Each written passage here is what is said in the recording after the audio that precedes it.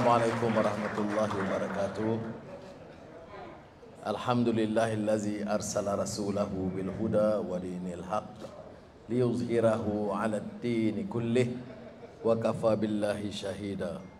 Wa usalli wa sallimu ala rasulihil karim wa ala alihi wa sahbihi ajma'in. So, pengacara Saudara Ismadi Ilmi, Fahid dan semua ahli berhormat yang hadir, Azizah dan rakan-rakan yang saya muliakan.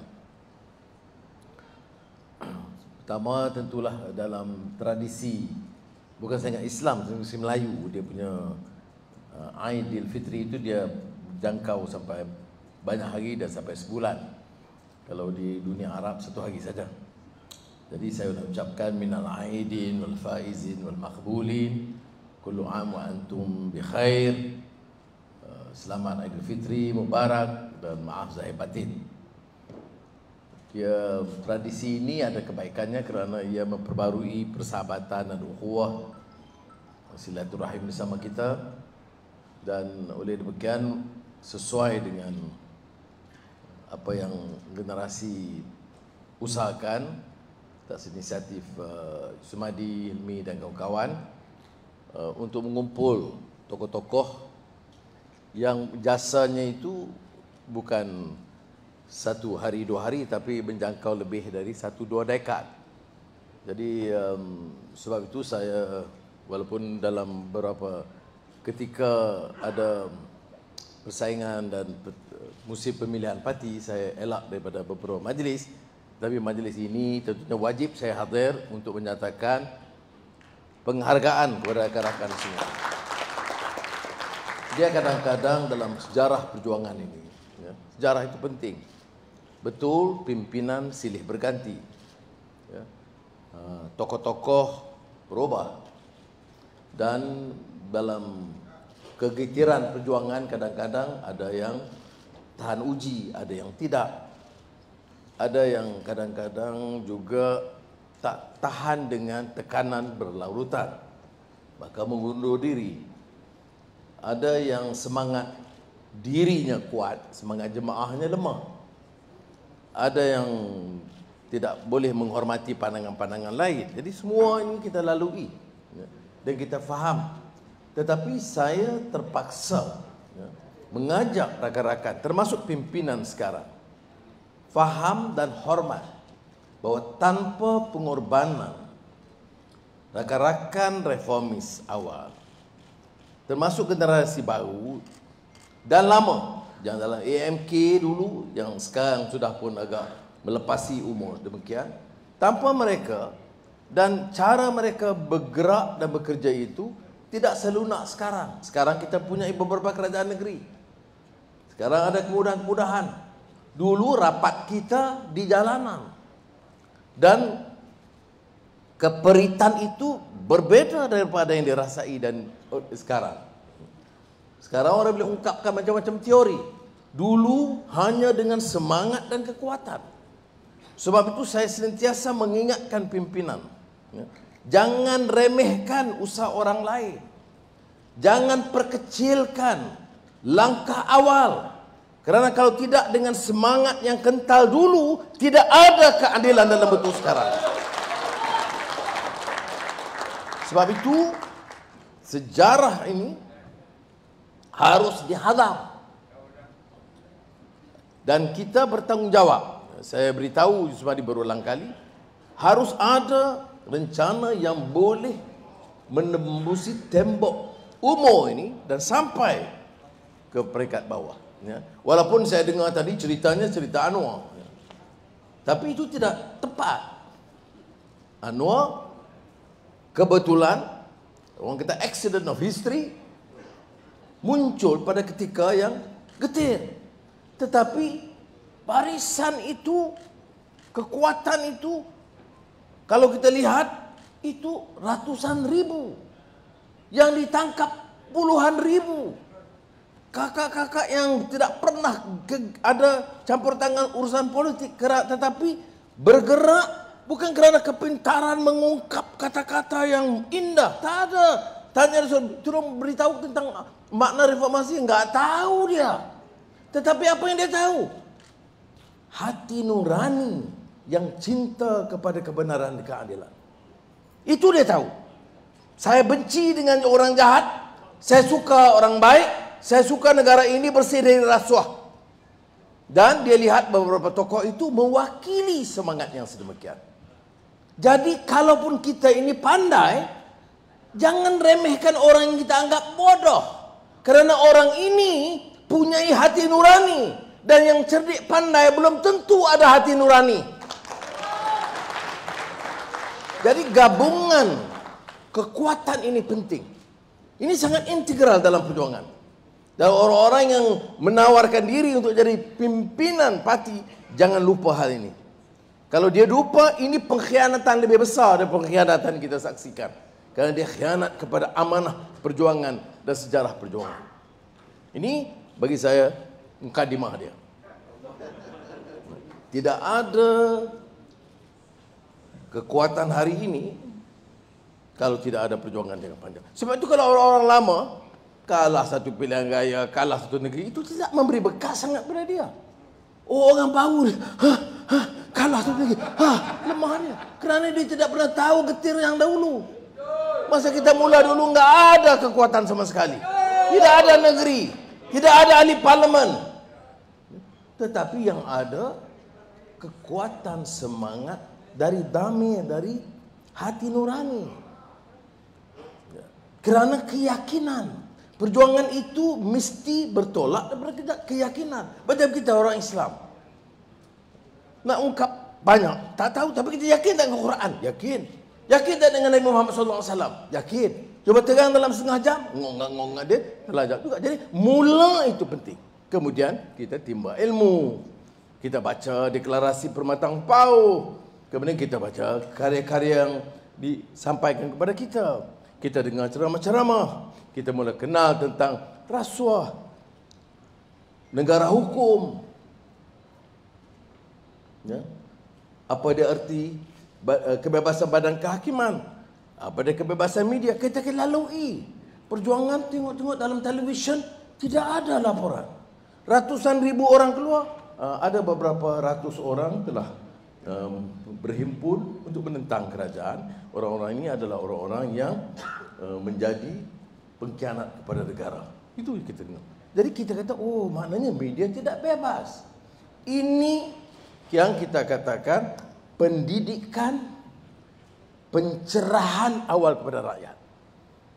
Sebab soal kongkongan media, salah guna badan kehakiman, itu telah berlaku pada ketika itu. Inilah jasa rakan-rakan reformis. Sekali lagi saya tanya, beri satu ceramah setengah jam tentang kebebasan badan kehakiman. Tidak ramai yang boleh. Tapi apakah pendirian mereka itu salah? Tidak. Kerana dia lihat dari mata hatinya.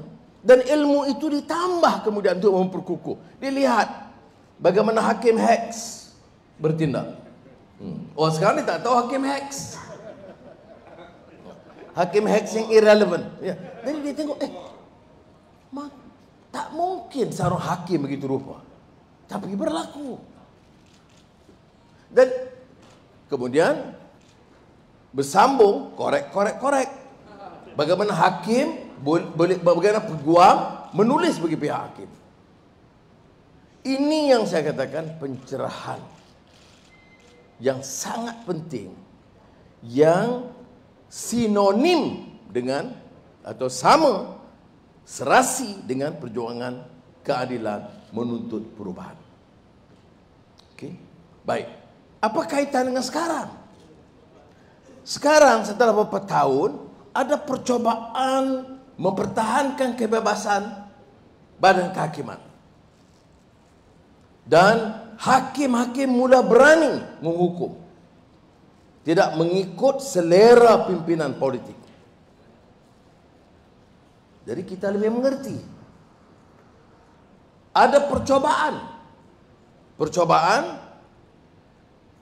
parti lama untuk mempertikai. Malah sekarang ini cuba mencabar kekuatan, kebebasan. Percobaan membebaskan badan kehakiman daripada saki-baki pengaruh politik dan kezaliman. Maka lebih relevan arti reformasi ini. Kita pertahankan kebebasan badan kehakiman. Kerana apa? Kita rasai sendiri apa arti hakim bobrok, corrupt. Dan seperti mana berulang kali kita ungkapkan, kalau ini boleh berlaku ke atas seorang pimpinan negara, bahayanya kepada rakyat biasa. Sebab itulah rakyat biasa yang curi seluar jin 6 bulan penjara. Jin yang sebenar tu, yang mencuri berbilion, lepas. Itu peraturan dulu. Ini yang saya jadikan hal yang sedikit lucu.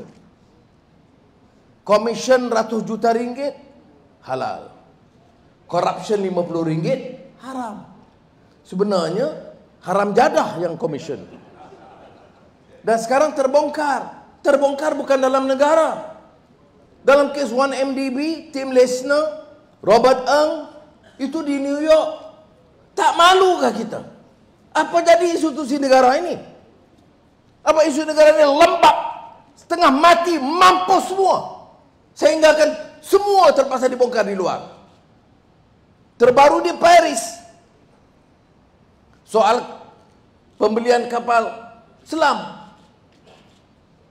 frigates, bukan frigates, Skopin, yang kita bangkitkan, saya ingat 10 tahun lalu di Parlimen. Apa menteri jawab ketika itu? Ini adalah komisen kepada syarikat, 100 million euro, mana 320 juta ringgit. Sekarang di Mahkamah Paris dibongkar bahawa ini adalah rasuah. Mana dia ketetapan SPRM? Mana dia badan penguasaan? Mana peranan LHDN? Ini yang kita minta. Saya tidak hukum siapa. Bukan kerja saya menghukum. Kerja saya meminta ketelusan, siasatan. Ini dia arti reformasi, saudara. Maknanya apa yang diungkapkan 10-20 tahun lalu sekarang terkeluar. Sebab itu kita katakan dulu, masalahnya itu sistemik, sistem. Bukan masalah Tuan Mahathir atau Datuk Seri Najib. Sistem itu mesti dibetulkan. Ini saya harap saudara rasakan keperluan menyelamatkan negara kita. Ekonomi. Tengok. Kita minta penjelasan. MRT ini berapa jumlah dia? Utang negara besok 20 bilion, 60 bilion. Tak terjawab sampai sekarang. Berapa kos besok? Tinggi. Berapa bayaran dikenakan? Apa jawab menteri? Jangan bimbang. Kita akan tentukan supaya ia munasabah dan boleh dibayar oleh rakyat. Rakyat mana? Yang gaji 70 ribu ringgit penjaga kamu. Sebab itu katakan kita ini relevan kalau kita tu peduli terhadap nasib rakyat. Sudah ingat daripada awal bila kita ambil alih Selangor. Semasa itu Tan Sri Khalid Menteri Besar. Apa yang saya tekankan? Ingatan malah amaran kepada mereka. Kita perintah mesti ada kepedulian terhadap rakyat. Kita gunakan ungkapan kepedulian. Kalau tak peduli jadi tuli. Bila tuli memang nak mampuslah kita dengan rakyatnya sekali. Sebab itu harus ada keberanian, kekentalan semangat. Bawa perubahan. Bukan menempel sedikit-sedikit memperbaiki. Alhamdulillah ada sedikit perubahan. Tapi tidak cukup. Ini yang harus ditekan oleh saudara. Di dalam perjumpaan seperti ini harus ada teguran membina. Teguran kepada pimpinan. Teguran kepada kerajaan negeri di bawah pemerintahan kita. Untuk membetulkan. Bukan menggunakan ruang mengentam sana sini. Tapi tidak hadir dalam mesyuarat untuk memberikan pandangan. Faham? Mesti gunakan ruang kita. Ini majlis seperti ini, lontarkan semangat, lontarkan pandangan dan kritikan, termasuk kepada Presiden. Ya. Jangan harapkan orang-orang lain. Ini dalam kadang-kadang pemberita, dia tunggu saja masa ini, oh habis, keadilan tidak relevan, pimpinan tidak relevan. Siapa yang beritahu? Jadi siapa yang relevan? UMNO? MCA? Ya. Apakah mereka mau bawa perubahan ini? Ya. Betul ada beberapa kesilapan dalam paket harapan, saya tidak nafikan. Ada beberapa perubahan yang baik, tapi ada juga kesilapan. Ada pengkhianatan.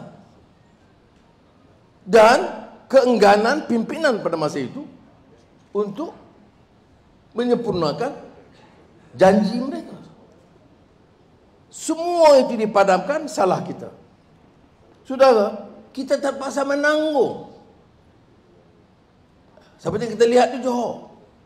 Terang bagaimanapun dia kata ini, paket harapan dulu, kamu tak buat. Jadi saudara, ini cabaran kita. Yang saudara, Otai dan rakan-rakan yang pernah pimpin dulu MK harus tahu. Dan kerja saudara sekarang dalam generasi ialah menjadi pemangkin, menyuburkan semula semangat perjuangan di semua cabang. Tak cukup sekadar mengeluh atau hiruk pikuk bertempik masa pemilihan parti atau pilihan raya. Saudara harus turun, terjun ke ranting dan cabang, semarakkan semula semangat, kerana tanpa kekuatan semangat itu tidak akan berlaku perubahan. Jangan fikir seorang presiden atau timbalan atau naib yang menentukan masa depan kita. Saudara kena tahu dan yakin perjuangan ini adalah gerakan rakyat. Bukan sekadar gerakan raksasa rakyat. Ini yang membawa mencetuskan perubahan. Sudah fikir betapa sukar pada ketika itu. Sukar.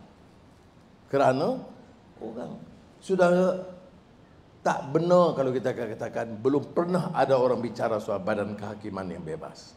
Sebelum itu ada parti-parti pembangkang dulu pun ada. Ada pejuang-pejuang, pengkritik sosial, penulis, ada. Tapi belum pernah dalam sejarah badan kehakiman itu dan peranan mereka diulas dan dipertikai oleh rakyat terbanyak. Belum pernah di depan khalayak puluhan ribu hal-hal ini dibangkitkan. Rasuah pemimpin termasuk Perdana Menteri ketika itu dibongkar. Bail out dibongkar. Mana itu bail out Mirzan MISC berkapalan. Sekarang nak debat ini dengan Datuk Seri Najib, bail out lagi Sapura. Jawablah nanti. Perangai sama, pimpinan silih berganti. Yang nak selamatkan siapa? Anak-anak, isteri dan kroni. Rakyat, siapa yang bicara soal bail out? Yang tak ada kerja, yang banker muflis. Ada di sini muflis satu orang saya tahu. Siapa yang nak bail out? Ada pemimpin besar UMNO nak bangkitkan? Kita mesti selamatkan yang muflis yang di bawah. Tak ada. Sebab itu saya katakan ada beza suara kita, kepedulian ini dengan suara pimpinan di sebelah sana. Sebab itu kita kena rapatkan, kukuhkan perpaduan. Saya lihat kadang-kadang dalam percaturan politik sekarang, termasuk dalam parti kita, masih ada lagi. Oh ini dia tak sokong kita pada tahun 2004. 2018 dia nampak kelencong sikit. Jadi kerja kita itu saja. Kerja kita adalah untuk membina kekuatan. Kalau orang itu khianat, kalau dulu khianat, tak semestinya sekarang khianat. Kalau dulu tak khianat, tak semestinya sekarang tak mungkin khianat. Maka pertimbangan kita adalah pertimbangan akhlak dan integriti. Dan ini semangat jamaah. Semalam itu saya sebut, seringkas saja dalam sekitar 5-6 minit. Apa dia? Pertama, hadafnya, matlamat mesti jelas. Apa dia matlamatnya? Perubahan, menegakkan keadilan. Kemudian, konsistensi dalam perjuangan, istiqamah. Ya. Dia tak ada bermusim. Dia mesti terus, kalau mau langkah terus, maju terus, pantang undur. Ini yang disebut membujur lalu, melintang patah. Ini tak, membujur lalu, melintang patah pada tahun 2022, membujur lalu, melintang singkat 2023, tak ada. Ya, dia mesti terus perjuangan ini dan hadapi. Itu yang disebut istiqamah. Idealnya jelas, matlamat jelas, dan dia konsisten, istiqamah. Dan ketiga, semangat berjamaah. Ada cadangan saya ini tidak disetujui. Termasuk masa pemilihan, masa keputusan pemilihan. Saya kena terima, saya kena dengar, saya terima. Sekali-sekali, okeylah, jangan selalu tak setuju. Tapi ini yang disebut jamaah. Ada yang pandangan kita yang kita rasa sesuai, tak sesuai. Tapi sebaik jamaah putuskan, jangan bertikai. Ini yang disebut dalam Al-Quran. Ingat dalam saya kupas berapa kali dulu tentang asbabun nuzulnya, saya betul dalam perang Uhud. Ya. Bismillahirrahmanirrahim. Fabima rahmatin minallahi lintalahum walau kunta fazzan ghalidhal qalb lan faddu min hawlik fa'fu anhum wastaghfir lahum washawirhum fil amr fa idza azamta fatawakkal 'ala Allah innallaha yuhibbul mutawakkilin. Sadaqallahul azim.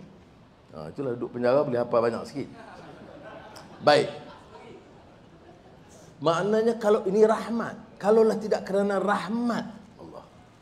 Rahmat maknanya sifat penyayang, kasih, memaafkan.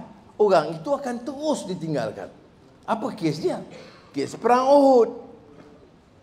Round pertama menang sedikit, penyokong-penyokong lari kerana ghanimah. Harta rampasan perang tu banyak. Kan tradisi Arab Quraisy dulu kalau dia pergi perang, dia bawa sekali berlian dan sebagainya, emas. Dia tengok emas tu, dia tinggal Nabi Muhammad. Kerana emas tu ada gemerlapan. Gemerlapan pada sosok mata dunia. Ada kelipan yang memukau. Rasulullah SAW itu, dia cahaya dari segi kerohanian. Jadi dia, manusia ini dia tertarik, jadi meluru ke lereng bukit ke bawah, ambil rebut harta perang. Khalid bin Walid naik dari lereng bukit di belakang, menyerbu, menyerang, termasuk Rasulullah. Yang dipertahankan beberapa orang, termasuk Sayyidina Hamzah, bapa saudara Rasul yang kemudian korban, dan Abu Bakar Siddiq radhiyallahu anhu, orang dewasa yang bertahan luka-luka. Salah besar. Apa yang berlaku? Kalau tidak kerana keampunan, kasih sayang, mereka tidak diampunkan. Sebab mereka kemudian sedar dan naik balik. Faham? Dia bukan lagi terus, tak. Dia naik. Dia lakukan kesilapan. Jadi sikap orang kata yang Samsul kata maaf tahap dewa dan sebagainya. Dia kalau tidak ada compassion, itu pun tak boleh. Kalau ikut pongo saya seorang dia betul buang habis. Susah dalam perjuangan. Tapi kalau dikatakan orang itu masih terus khianat, soal lain. Jadi sebab itu dalam ayat ini Allah menyebut ya, diampunkan walaupun ada kesilapan dulu, tapi rumusannya apa?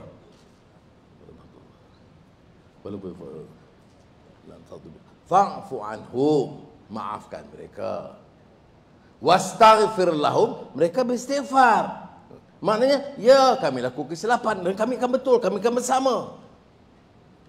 Jadi bukanlah maknanya kita maafkan, lepas itu dia tendang kita sekali lagi. Dah maafkan, dia masukkan lagi sekali penjara. Itu celakanya orang. Memaafkan dan beristighfar. Mohon keampunan kepada Allah SWT. Kemudian berunding. Ini yang penting ni. Wasyawirhum fil amr. Setengah orang diguna ambil ayat itu saja. Kalau konteks kita faham tu. Ya. Dan berunding dengan kamu. Ini bagi saya proses perundingan. Perundingan ini bukan saja MPP atau mesyuarat cabang. Ini jadikan ini sebagai perundingan yang baik untuk membetulkan diri kita, peranan kita dan peranan saudara dalam generasi.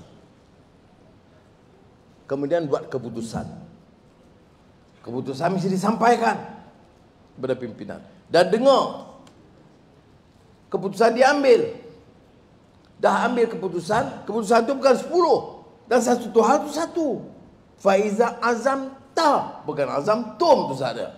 Jadi seorang yang bertanggungjawab itu kena dah terima, setuju. Kemudian fatawakal ala Allah, jalanlah.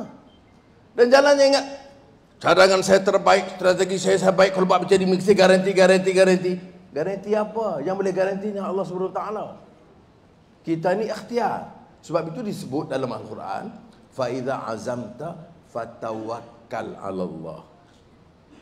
Ini yang ditanam humility, tawaduk ni.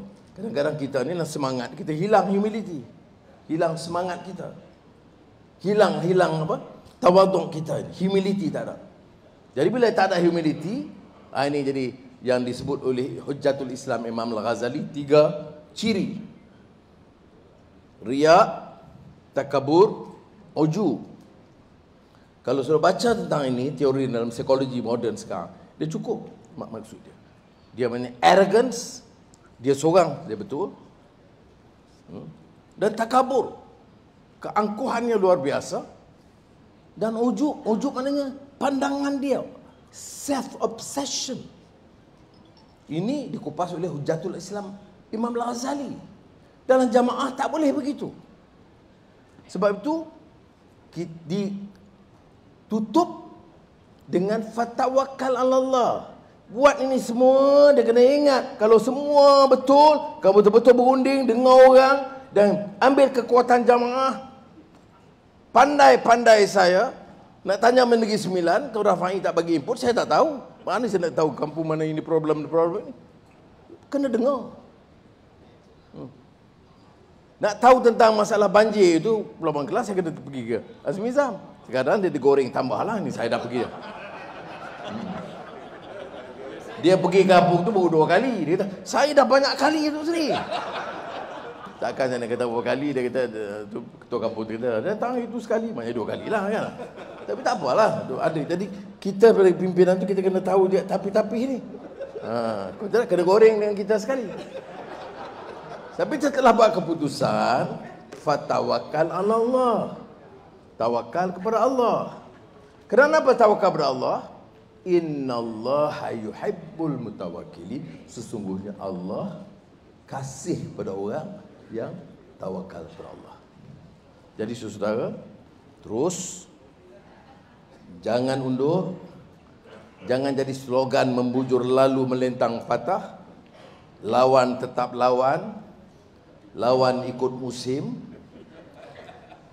lawan bila menang, tapi diam bila kalah. Tak ada. Ini saya ingatkan semua ni. Dulu lawan kerana saya dulu pemimpin AMK. Sekarang saya berehat kerana saya bukan lagi AMK.